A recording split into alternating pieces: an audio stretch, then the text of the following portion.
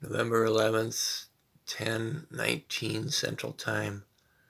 Newsmax TV has Steve Bannon's War Room on.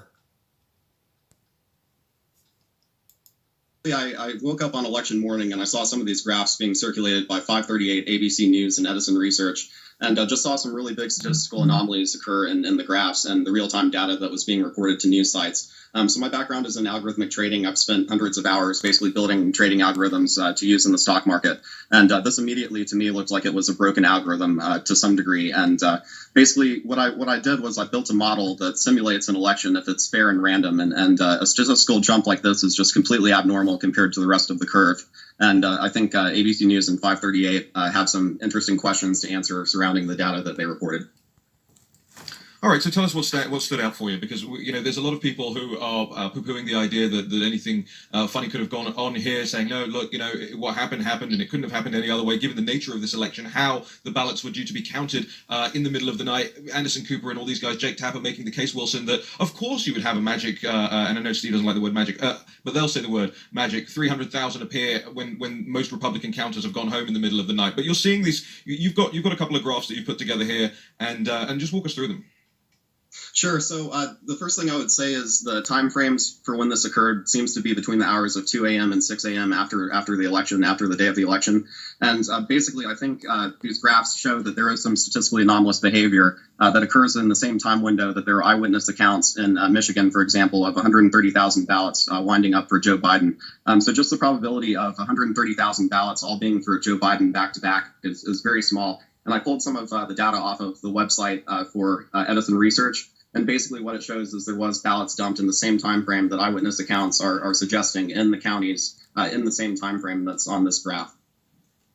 So you can see that one in Michigan. You see a similar thing in Wisconsin. Of course, we saw a similar one in Pennsylvania as well. So where does your research take you from here? Given that you've gone through this, I know you've gone through a lot of the data in terms of the minute-by-minute data as far as we had received it from the campaign and from the state secretaries of these individual states.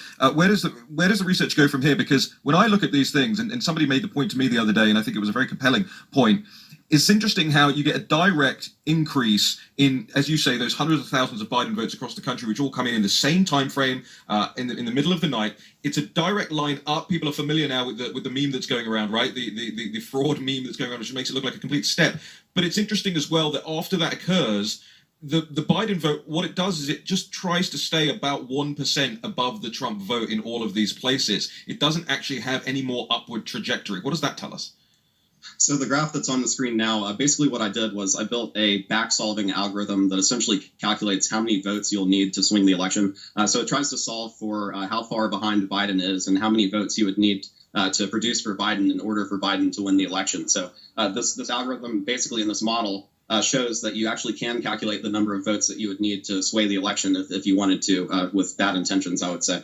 And a lot of the fraud seems to coordinate with this and seems basically succinct, and it looks like this is what's going on. So comparing all three of those graphs together, like I said, this immediately looked like a broken algorithm on the news feeds and the live data sites. And that's really what encouraged me to build this model and show how statistically unlikely it is, number one, and then number two, how you could potentially come up with some number of votes that you would need in order for Biden to win the election, even if Trump is currently ahead and should be ahead, when lawful votes are the only ones taken into account. Okay, so how do we get into discovery to get back at the analytics? Is it through these federal court filings? Is it through these lawsuits? How do we actually go in and start to tie together ballots and all these Biden votes with nothing else that then can tie back to your model that can then be used as evidence as we go through the federal court system and argue this up to the Supreme Court, because it's going to the Supreme Court? Sure. So one of my main focuses, I think this is decent evidence for systemic fraud in multiple states, and I think it also makes sense with some of the vote counting machines that got changed overnight as well. So, I mean, this very well could be a systemic issue, I believe. So basically from here, what we did was we pulled live data off of the websites that was being reported in real time.